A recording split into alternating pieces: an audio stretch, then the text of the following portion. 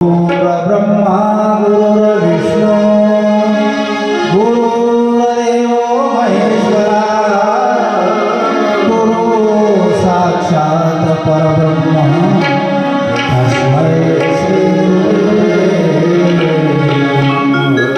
कुंडलिका श्री ज्ञानदेव पंढरीनाथ भगवान की जय। महारुद्र बजरंगबली हनुमान महाराज की। गोपाल कृष्ण भगवान की। पार्वती पदेश्वर महादेव। सच्चिदानंद सद्गुरु महाराज महाराज की जय। श्री कृष्ण गोविंद हरे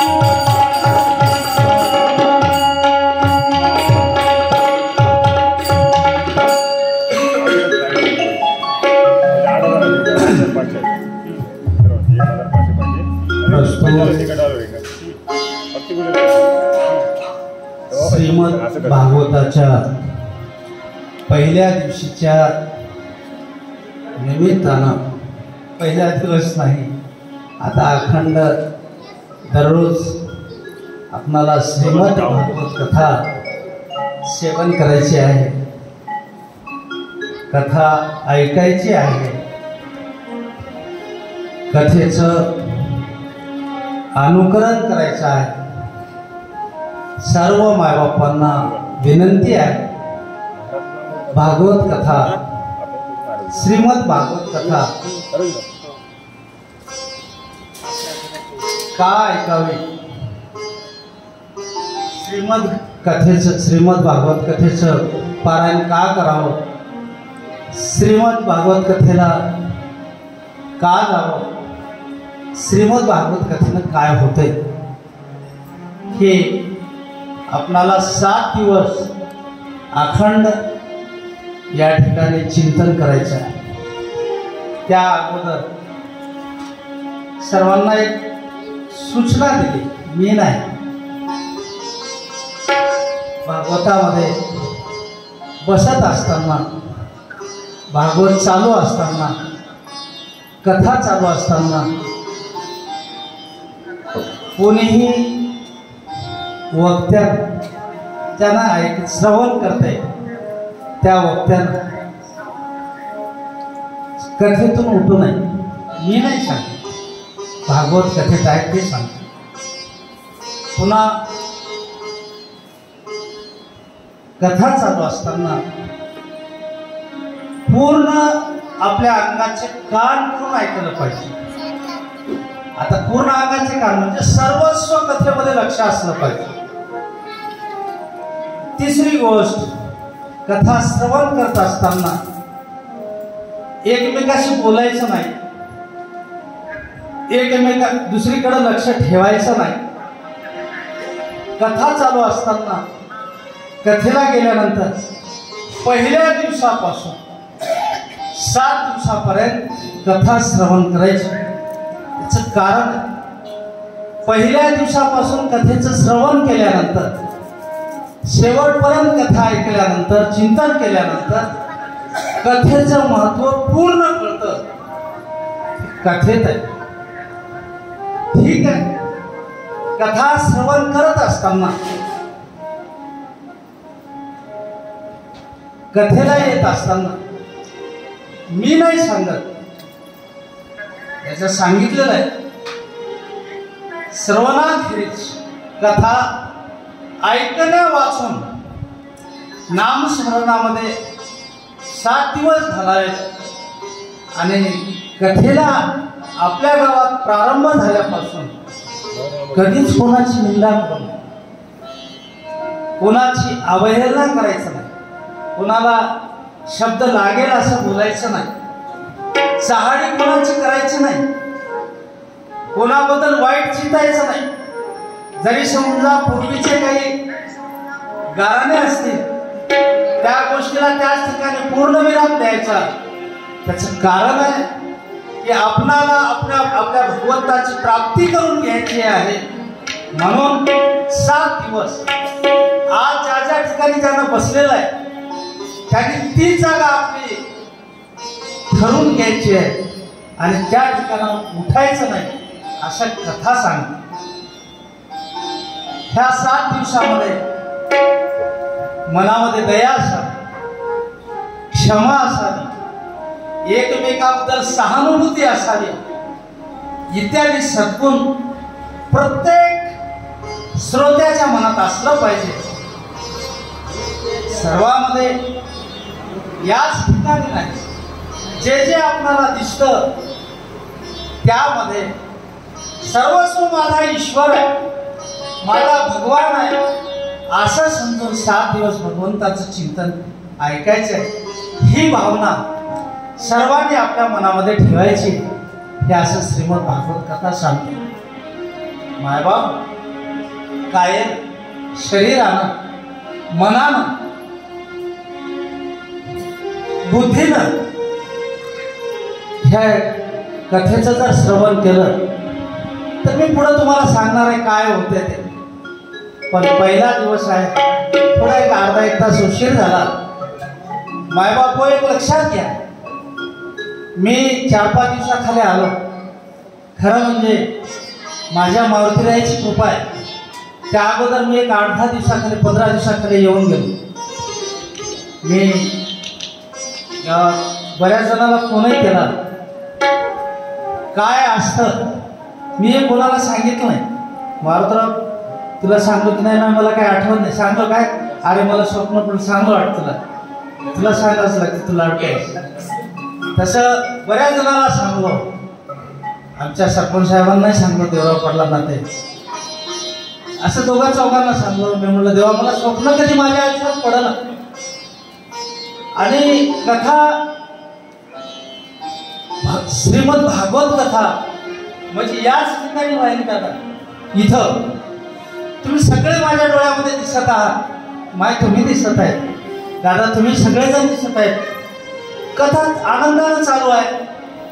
आता कथा केव्हा सुरू झाली हे मला माहीत नाही, पण सकाळची 7 वाजता मी कीर्तन करून आलो. कोणत्या तरी गावात माझ्या फिक्स डोक्यात येणं गेलंय चंपक पाटलांना सुद्धा सांगितलं की देवा मला असं स्वप्न पडलंय. स्वप्न चालू होतं. सकाळी छोटी सुनबाई झाडत झाडत आली, बाबा उठा. त्यावेळेला कथा माझी बंद झाली आणि मी म्हणलं भागवत चालू आहे. त्याने म्हणले काय स्वप्नात आहेत का? अरे हो म्हणलं मला स्वप्न पडलं नाही. सगळे आता मी बेचैन झालो, कुठं भागवत चालू आहे, अशाला चालू आहे. मारुती साक्षात खोटं नाही बोलणार. मग लगेच मी फोन केला इथं दोघा चौघांना, मारुतीला वगैरे सगळ्यांना सांगितलं. घरी मी थोडंसं मला आता माझं मन जेवणावर वगैरे लागणार गेलं. घरचे म्हणले एक काम कर, घरी नारळ घ्या, उदबत्ती साखर घ्या, जाऊन मारुतीच्या पाया पडा, नारळ फोडा, या. ठीक आहे आलो. शनिवार पुढं होतं. नंतर मला वाटतं आमचे शिवाजी महाराज देवदास पाटील यांनी दोघं चौघांनी सांगितलं महाराज शनिवार आहे, 2 दिवसाला शनिवारी या. मग शनिवारी आलो, नारळ फोडलो, सांगितलं माझं. ती यदा कदाचित ही इच्छा असेल मारुतीची. माझं या ठिकाणी भागवत करून घेतोय. ठीक आहे, हे भगवंताला माझ्या प्रिय आहे आणि मारुतीची ताकद ही मला माहीत आहे. आपल्या आशाच्या मारुतीची ताकद मला माहीत आहे. मी तुम्हाला मारुतीच्या पायावर ठेवलेला धागा तुमच्या हातात बांधलाय, रक्षा आहे. बऱ्याच जणांच्या हातात जेवढ्याला पुरल एवढ्यांना मी बांधलाय. तुम्हा सर्वांना एक हात जोडून विनंती, ज्याला धागा बांधलाय त्याने ह्या भगवंताच्या कार्यामध्ये 7 दिवस पूर्ण राहायचं. राहणारच आहेत ते. बरं, तुम्ही सगळेजण राहणारच आहे. आता तुम्ही मला धागा बांधलाय, मी आहे, आनंद आहे. का कथेचं श्रवण करायचं, का कथा ऐकायची, काय आहे या कथेमध्ये, काय ह्या श्रीमद भागवत कथा श्रवण केल्यानंतर उद्धार होतो. श्रीमद भागवत कथा ऐकल्यानंतर पाप नष्ट होतं, पुण्याचा साठा होतो. श्रीमद भागवत कथा ऐकल्यानंतर आणखी काय होतं, आपल्या जे लागलेल्या पिढा दूर होतात, पाप नाश होतात. कोणी म्हणेल महाराज आम्ही काय पाप केलं? कधीच आयुष्यात जरी पाप घडलेलं नसलं तरी काही कळत न कळत आपल्या हातानं म्हणा, मनानं म्हणा, कायेनं म्हणा, सर्व इंद्रियानं म्हणा, न कळत तुमचा पाय चुकून मुंगीवर पडला असेल, त्याचं पातळ जे आहे त्या श्रीमद भागवत कथेत पाप नष्ट होतं. पाप नष्ट झाल्यानंतर काय होतं? पुण्याचा साठा होतो. पुण्याचा साठा झाल्यानंतर काय होतं? माझा भगवान तुमच्या घरी राबतो, तुमची सेवा करतो. खरंच श्रीमद भागवत ऐकल्यानंतर तुम्हाला वाटेल महाराज श्रीमद भागवत कथा आहे. ह्या कथा सुरू करण्या अगोदर कथा कोण लिहिली, कथा कोण लिहिली? ही श्रीमद भागवत कथा महर्षी व्यासानं लिहिली. महर्षी व्यासानं लिहिलेली आहे. व्यासानं लिहिली. मग व्यासानं लिहिल्यानंतर ऐकलं कोण? महाराज ह्या व्यासाने लिहिल्यानंतर याचे अष्टपुराण तयार झाले. आता ही कथा आहे, त्यापासून 18 पुराण तयार झाले आणि 18 पुराण ऐकत असताना ह्या 18 सुरुवातीला सगळे पुराण झाल्यानंतर ऐकलं कोण? पहिलं जर ऐकलं असेल या ग्रंथाची सुरुवात झाल्यानंतर भगवान विष्णू पासून झाल्यानंतर तेच त्यांनी आपलं ज्ञान ही कथा ब्रह्मदेवाला सांगितली. ब्रह्मदेवाने ऐकली. तेच भागवत कथा ब्रह्मदेवाने नारदाला सांगितली. नारदाने ऐकली आणि नारदाने सांगितल्यानंतर नारदाने व्यासाला सांगितली आणि व्यासाने ऐकल्यानंतर ती कथा शुक्राचार्यांना शिकवली, ऐकली, सांगितली आणि व्यासाने शुक्राचार्याला सांगितली आणि शुक्राचार्याने राजा परीक्षितीला सांगितले. राजा परीक्षितीला सांगितले. कोण तो परीक्षिती? कोण परीक्षिती? कोण परीक्षिती? परीक्षिती प्रश्न. ही कथा ऐकण्या अगोदर राजा परीक्षिती ह्या भूतलावाचा फार मोठा राजा, एवढा मोठा राजा कथा गहन करत होता. पण शुक्राचार्याने सांगितलं की ही कथा होण्या अगोदर, शुक्राचार्य या परीक्षितीला सांगण्या अगोदर, महाराज आम्हाला थोडं सत्ययुगापासून कलियुगाकडे येत असताना हे परीक्षितीने जे ऐकलं तर आम्हाला थोडीशी कथा अगोदर सांगली पाहिजे. कारण ज्या वेळेला रामायण श्रीमद भगवत कथा सांगायची तर त्या अगोदर रामकथा सांगितलं पाहिजे. ज्या वेळेला शिवपुराण सांगायचे त्या अगोदर एक दुसरी कथा सांगावी लागते. ह्याचं असं आहे, श्रीमद भागवत कथा कलियुगात येत असताना, कलीचा उगम होत असताना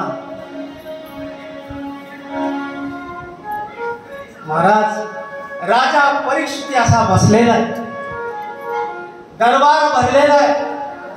राजा परीक्षिती आपल्या राज्यात फेरफटका मारण्यासाठी निघालेला आहे.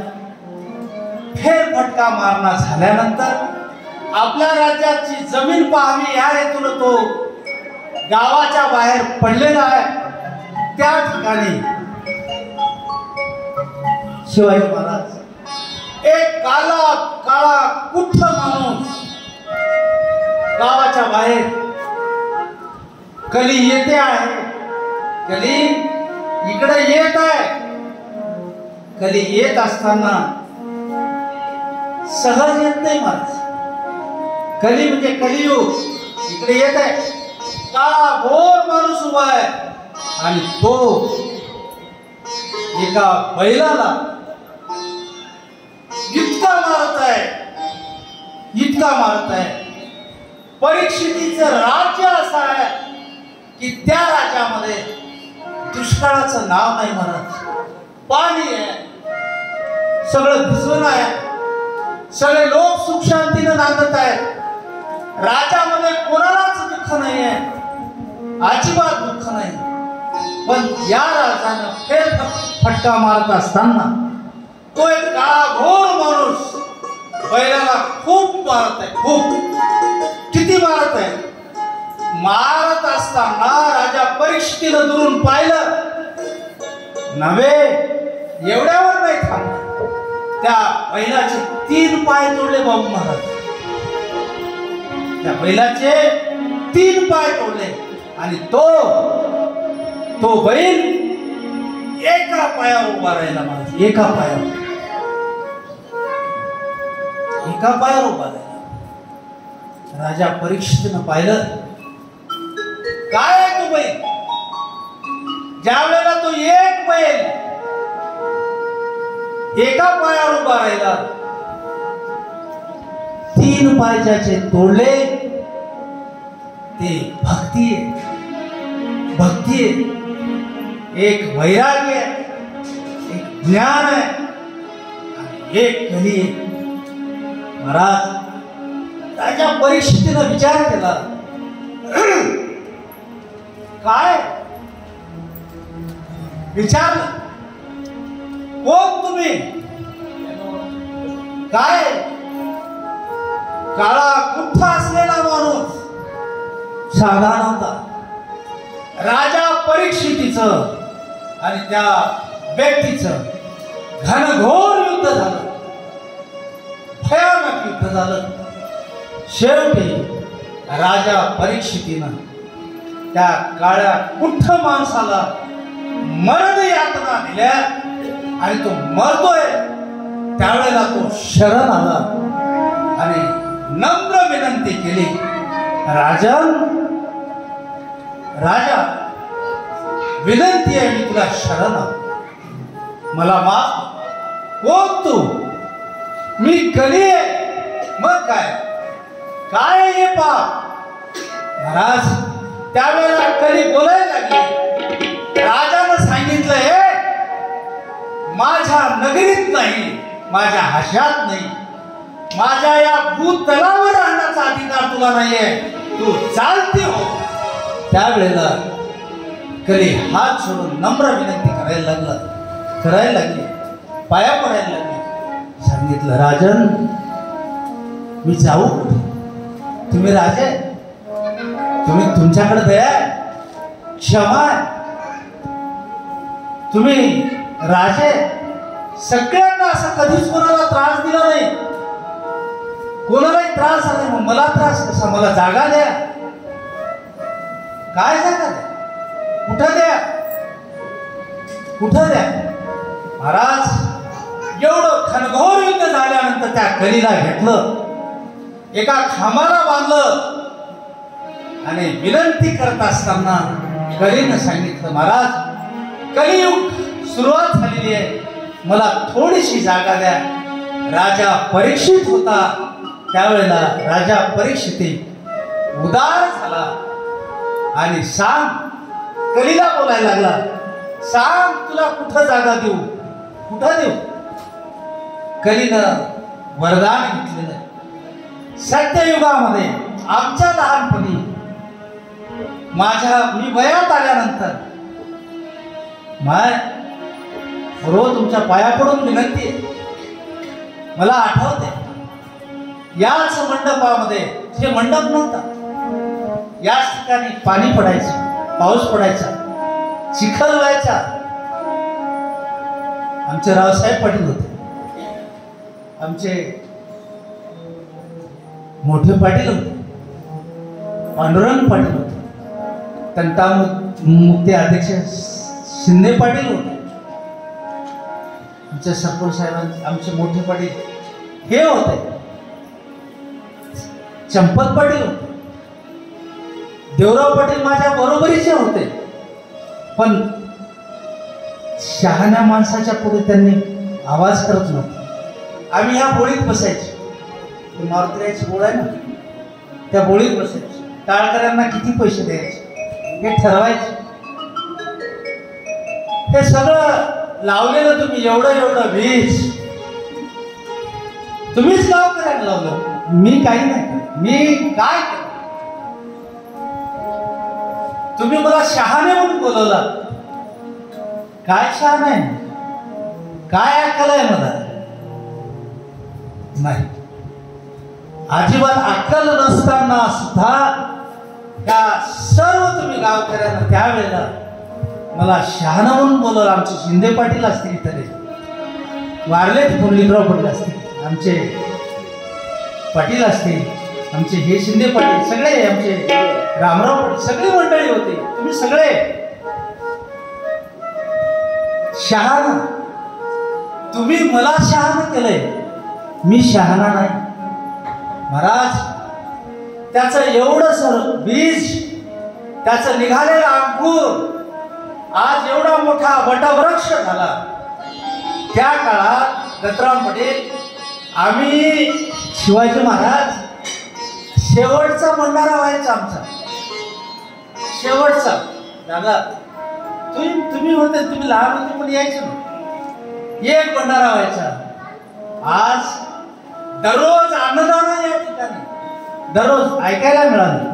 आता खाल्ल्यावरच कळलं काय ना चंपतराव. मग दररोज अन्नदान, पैशाचा सुकाळ झाला, अन्नाचा सुकाळ झाला, भगवंताच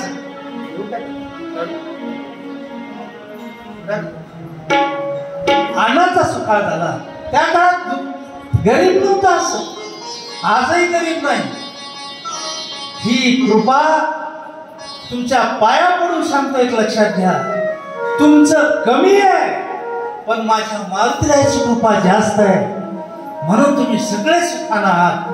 त्याची ताकद इमानदारीने सांगतो, मला माहित आहे. श्रीराम जय राम, श्रीराम जय राम,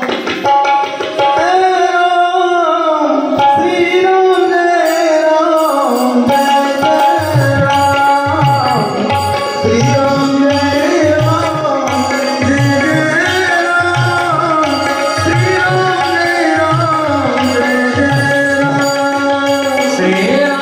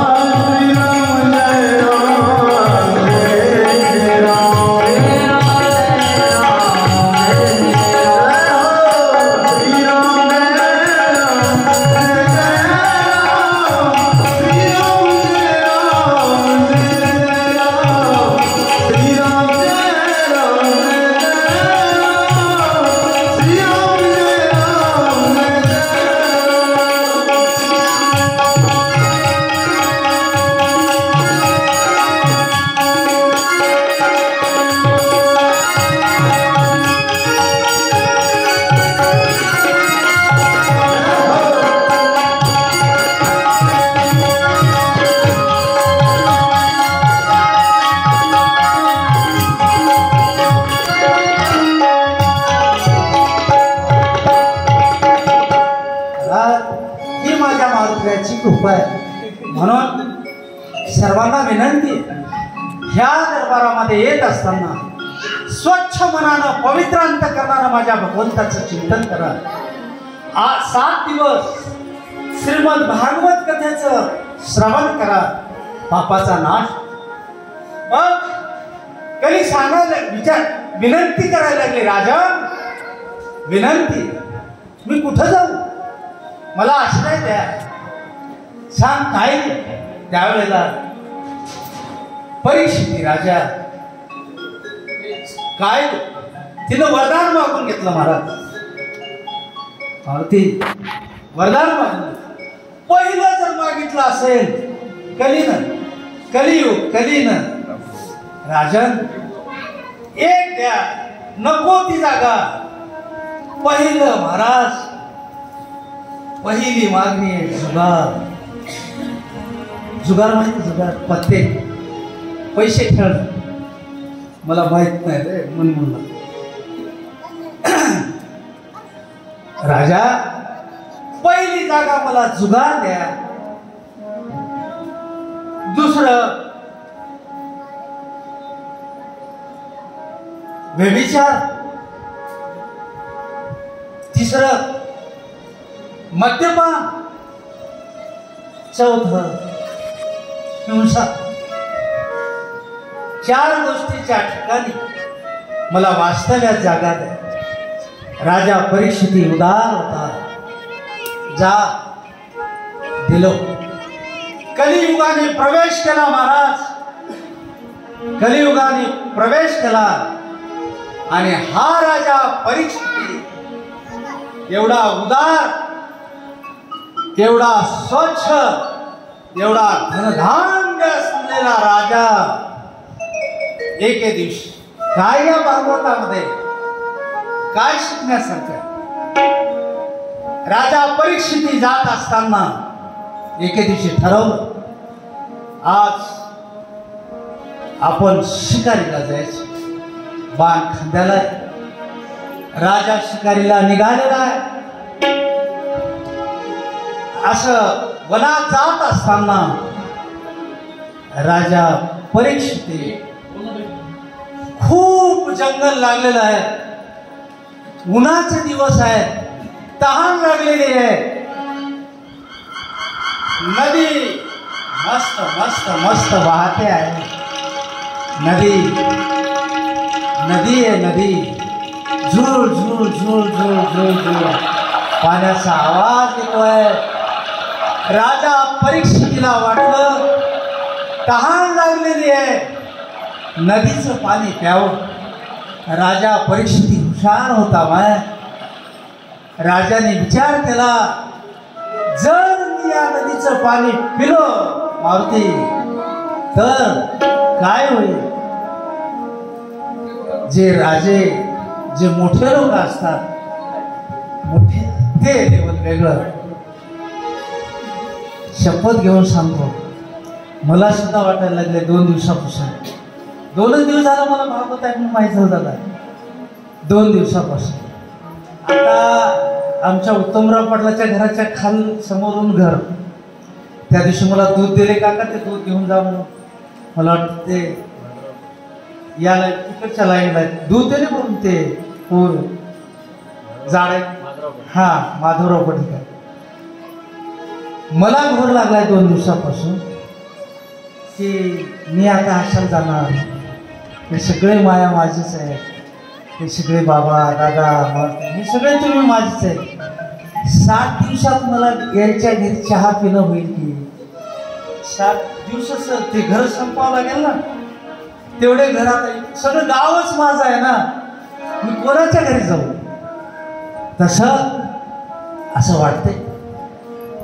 राजा परीक्षिती पाणी प्यायला लागला आणि त्याने विचार केला की जर मी पाणी पिलो तर माझ्या राज्यात दुष्काळ पडू शकतो.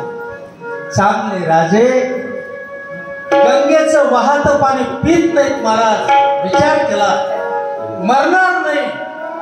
खूप अरण्य डोंगर लागलं आणि राजा वनात जात असताना त्या वनामध्ये एक आश्रम होतं. आश्रमामध्ये एक ऋषी महाराज, त्या ऋषीचं नाव कौशिक ऋषी आहे. ध्यान धारणा चालू आहे, भगवंताचं चिंतन चालू आहे. श्री कृष्ण गोविंद हरे नाथ नारायण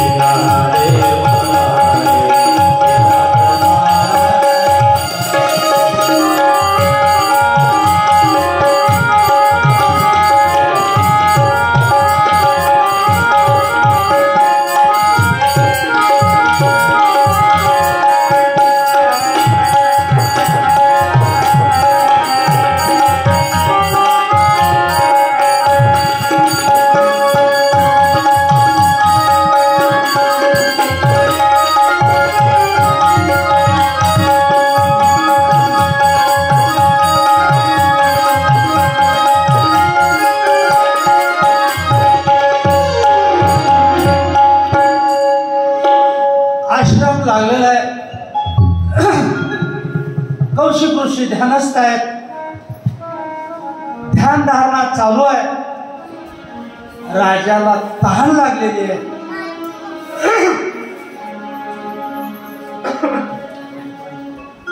तहान लागलेली आहे. पाणी प्यायची खूप इच्छा आहे. मग फार थंड नको पाणी. विचारलं महाराज, या ठिकाणी पाणी पिण्यासाठी आहे का? आपल्या इथं नाही, इथं आहे. मला तिथं सांगतो का ग मामा मामा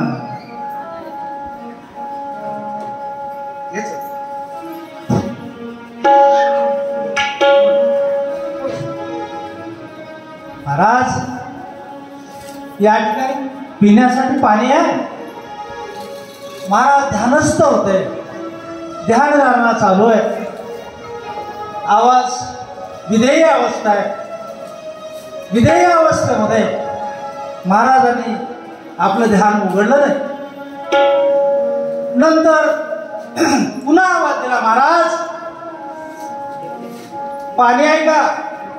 प्यायचंय पाणी, प्यायचं आहे. दिलं नाही, दिलं महाराज. प्यायचं पाणी आहे. महाराजांनी डोळे उघडले नाहीत. शिंदेपड पुन्हा आवाज दिला, महाराज तहानेने व्याकुळ झालेला जीव आहे, मी मरणाच्या लाडेत आहे, प्यायला पाणी आहे का? महाराज त्यावेळेला राजा परीक्षितीला राग आला. एक वेळ, दोन वेळ, तीन वेळ, चार वेळा आवाज देतोय आणि डोळे लावून बसले. डोळे उघडणार महाराज. राग आला. बाजूला एक मेलेला साप होता. मेलेला साप घेतलं आणि ध्यानस्थ बसलेले महाराज त्या ऋषीचं कौशिक नदी आहे, श्रमिक ऋषी, श्रमिक ऋषीच्या गळ्यात घातलं. मेलेला साप गळ्यात तसाच आहे. श्रमिक ऋषी ध्यानस्थ आहेत. थोड्या वेळानंतर त्यांचा मुलगा वनातून फिरत फिरत आला आणि पाहते माझे बाबा ध्यानधारणा करत आहेत. माझे बाबा भगवंताचं चिंतन करत आहेत.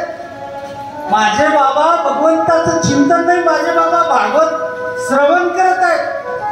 माझे बाबा अखंड भगवंताचं चिंतन करत आहेत. आणि कोण मेलेला साप माझ्या बाबाच्या गळ्यात घातला पाहिलं महाराज. आणि श्रमिक ऋषीच्या मुलाला म्हणजे शृंगीला राग आला. शृंगी ऋषीनं शाप दिला, ज्याने माझ्या बाबाच्या गळ्यात साप, मेलेला साप ज्याने अडकवलाय, साधा वाटतो वेड्या, ज्यानं साप अडकवलाय 7 दिवसात मरशील. शाप, ऋषीचा शाप कधीच वाया जात नाही. महाराज विनंती आहे, तुमच्या पाया पडून सांगतो, उद्यापासून, आज माहीत झालं तुमचं सगळं फेसबुक, व्हॉट्सअप सगळे चालू झालंय. माझ्या याच्यावर मी पाहिले सकाळी.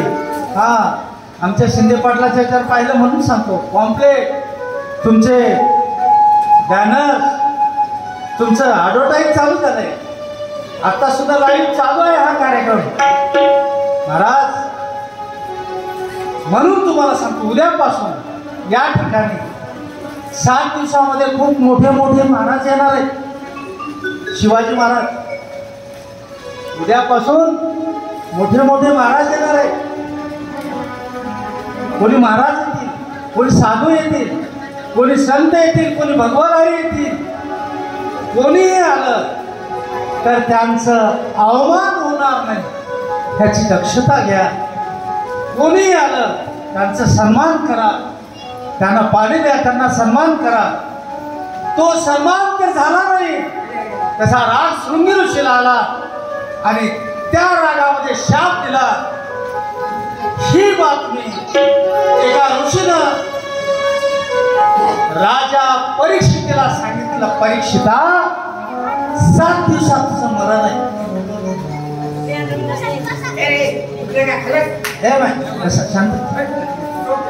राजा तुला मरण आहे, मग काय करू?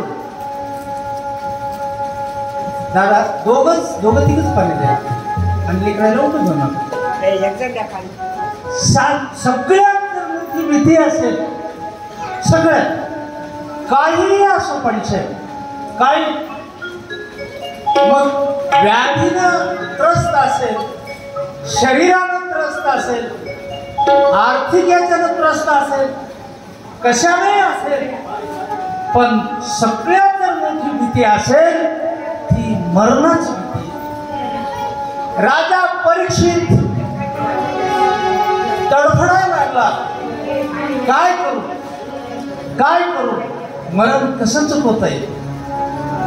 महाराज 7 दिवसात मरण येणार आहे.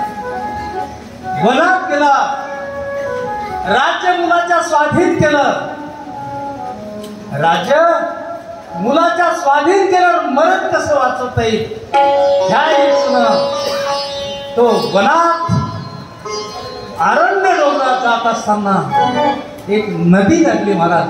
आणि त्या ठिकाणी तिकडच्या बाजूनं काही ऋषी येत होते, काही मुनी येत होते, काही साधू येत होते. व्याधीनं त्रस्त झालेला माणूस, मरणाच्या भीतीनं व्याकुळ झालेला माणूस, करून चालू करू की किती व्याधी आहे, 1 घंटा, किती मरण अवघड आहे. हो, तो ज्यानं भेटल त्याला सांगावं, ज्यानं भेटल त्याला विचारावं. महाराज बाबा, ज्यानं भेटल त्याला विचारावं, मला मरण कसं चुकवतंय. त्या नदीच्या पुढे सगळे साधू आले, मुनी आले, ऋषी आले, वैराग्य आले, तपश्चर्या करणारे तपस्वी आले. किती लोक आले सांगू? 3000 सांगतात. 3000 तपस्वी. वाटलं जीवाला, जर जीवाला सांगण्यापेक्षा आपलं दुःख, संसारिकाचं दुःख संसारिकाच्या पुढे गायल्यानंतर तो बिचारा काय सांगेल. म्हणून एक वेळ सुंदर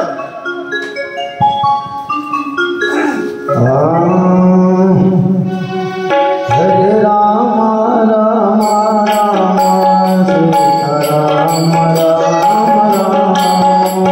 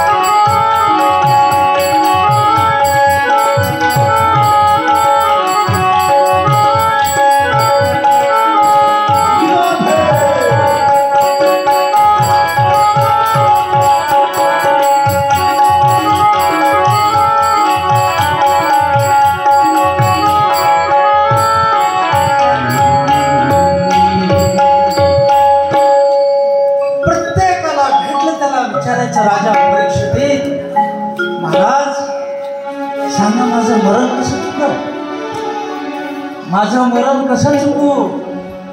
कोणी साधू सांगत होते तप करा, कोणी ऋषी सांगत होते जप करा, कोणी साधू सांगत होते पारायण करा, सगळ्यांचं ऐकत होते, पण मनाला समाधान वाटत.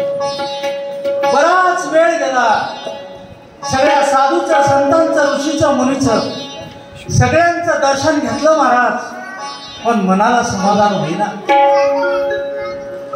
बराच काळ वेळ लोटल्यानंतर सगळे मुनी बसलेले, भजन चालू झालेले. ज्या महात्म्याने, ज्या महर्षी व्यासाने, व्यास कोण आहे? व्यासांचा मुलगा शुक तेवढ्यामध्ये त्याच नदीच्या काठानं 12 वर्षाचं बाळ, 12 वर्षाचं, किती? 12 वर्षाचं दिगंबर अवस्थेत, तिचे माझं नाव आहे. माझं नाव तुम्हाला माहित नाही? गडगेकर म्हणता ना. माझं नाव दिगंबर आहे, दिगंबर नाही, दिगंबर. दिगंबर अवस्थेत 12 वर्षाचा मुलगा, एक बाळ, अंगावर वस्त्र नाही, काही नाही, ना पापही माहित नाही, ना पुण्य माहित नाही, ना स्त्री माहित नाही, ना पुरुष माहित नाही महाराज. एक तेजस्वी, तेज असलेला मुलगा तिकडून येतोय. राजा परीक्षिती मरणानं घायाळ आहे, मरणाच्या भीतीनं घायाळ आहे. आल्यानंतर सगळ्यांना आनंद झाला आणि हे जे 3000 ऋषी मुनी साधू संत, दादा स्वयंसेवकांना विनंती, इथे काहीतरी ते काकूला ऊन लागले. हे मारुतराव, दत्तारी पडी, आनंदराव, एकाने जाऊन बांधतायत असं तर हे बांधा.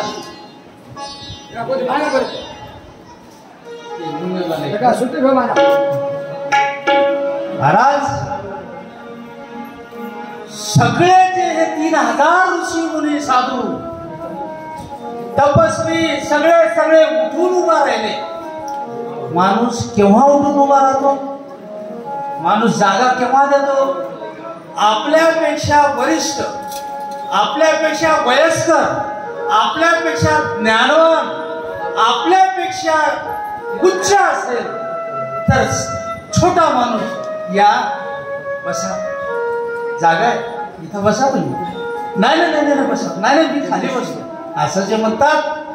ह्या राजा परीक्षितीनं पाहिलं 3000 ऋषी आहेत, 3000 साधू आहेत, संत आहेत, एवढे तपस्वी आहेत, ह्यांनी उभा राहावं. परीक्षिती उभा राहिला आणि आल्यानंतर 3000 ऋषीने त्यांना साष्टांग दंडवत घातला, साष्टांग प्रणिपात केला. त्यावेळेला राजा परीक्षिती सगळ्यांचं दर्शन झाल्यावर राजा परीक्षितीनं जाऊन त्या शुकाचार्याचे पाय आणि धड धड धड धड धड धड रडायला लागला. महाराज सांगा काय? त्या शुकाने विचारलं, राजा काय म्हणतोस तू? काही नाही महाराज, सगळा वृत्तांत सांगितला, मी मनात गेलो, तहान लागली, नको त्या ठिकाणी त्याच्या गळ्यात मी साप टाकला, श्रमिक ऋषीच्या गळ्यात मी साप टाकला. त्यांच्या मुलानं पाहिलं, त्यांनी मला शाप दिला, मी 7 दिवसात मरणार आहे. का? काय सांगायला सुरुवात केली. रडत होता. राजा परीक्षिती ऐकत होता. शुक बोलायला लागले, महाराज बस आजपासून तुझं मरण टळेल. कसं टळेल? तू बसून राहा. कसं बसावं लागेल ते मी तुम्हाला पुढे सांगेन. असं बस की सर्व अंगाचे काम करून, सर्व अंगाचे ध्यानस्थ ज्यानं बसलं ते मी तुम्हाला शेवटी सांगणार आहे. असं ध्यानस्थ बस. आता सगळ्यात अवघड दुःख एकच आहे, मरण. मरतो हे फार मोठं दुःख आहे. मरणाच्या भीतीनं राजा परीक्षिती बसला आणि ज्या व्यासानं हे श्रीमद भागवत कथा लिहिलं महाराज, 18 पुराणाची निर्मिती झाली, त्यामध्ये 17 पुराणाचीही निर्मिती झाली आणि हे महाभारत ग्रंथांची निर्मिती झाली. त्याच्यामध्ये 1.25 लाख श्लोकही झाले. त्या ग्रंथामध्ये 1.25 लाख श्लोक झाले. तुम्ही म्हणाल कसे झाले? श्री मेळण्यास भगवान 1.25 लाख भारत केले निर्माण. कोण तया प्रति प्रश्न केला, जन्मे जयान समूळ सांगा मजला. काय पूर्वज कथन. जय देव श्री पांडवा.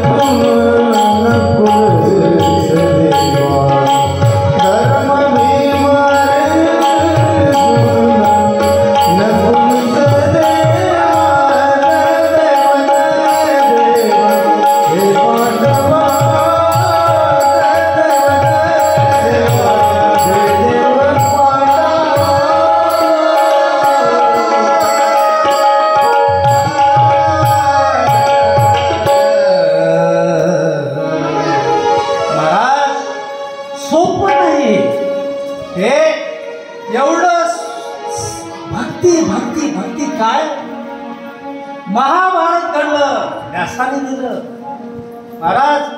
महाभारतामध्ये काय सगळ्यांनी सांगितलं हे करा. काय महाभारत घडलं, सुरुवातीपासून शेवट झाला. रक्ताचे सडे, भांडण, तंटे, लवे. महाभारत जिंकलं, सिंहासन मिळालं. ज्या वेळेला सिंहासन ग्रहण सिंहासनावर विराजमान होते, त्यावेळेला सुद्धा सिंहासन मामा रक्तानं भरलेलं होतं. त्यावेळेला हाच माझा गणपती राया. पुराण लिहित असताना गणपती गजानन हो गजवदना, गजानन हो गजवदना, गजानन हो गजवदना, गजानन हो गजवदना,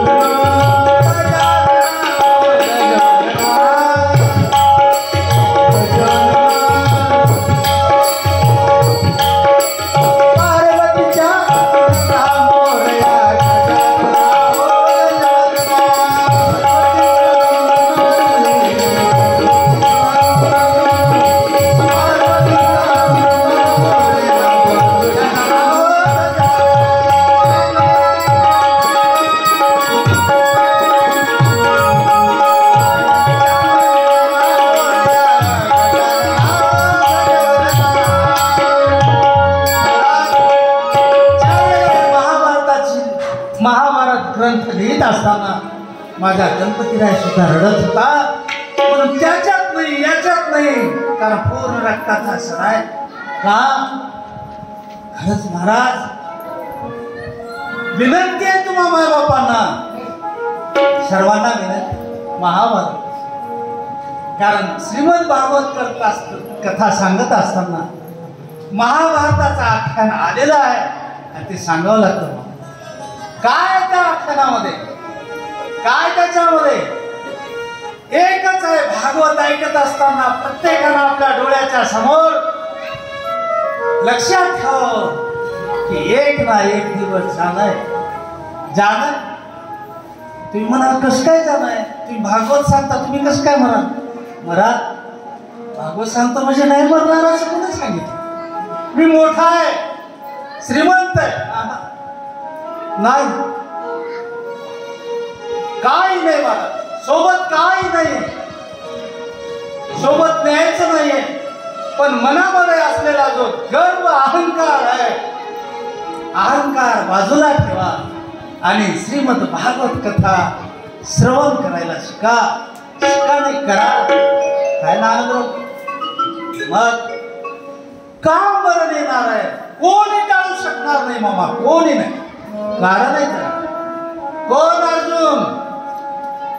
कोण? ज्याची बहीण, जगाचा जगतपिता मायबाप, सृष्टीचा चालक, जो सगळ्या जगाला चालतो.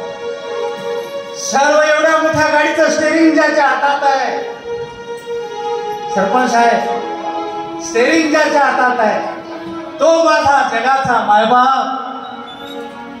काही करू शकतो. दिवस ठरलेला आहे. कोण दिवस येईल कैसा नाही देहाचा. काय सांगता येत? वाटत नाही, नाही. सर्व अहंकार बाजूला काढा. एवढा मोठा जगाचा जगतपिता माझा मायबाप, त्याचा मामा, जगाचा सृष्टी चालक त्याचा मेहुणा, कोण? तो अर्जुन. अर्जुन हो. मग काय? काय करू शकत नाही. काय? अभिमन्यू एकटा मुलगा, एकच मुलगा सगळं. अर्जुनाला एकच मुलगा, ज्याचं नाव अभिमन्यू आहे.